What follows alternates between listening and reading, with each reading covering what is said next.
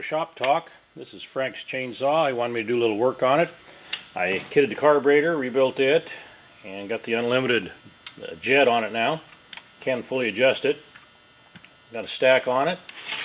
Repaired the vent on the fuel tank underneath here. There's another video on that if you want to research that.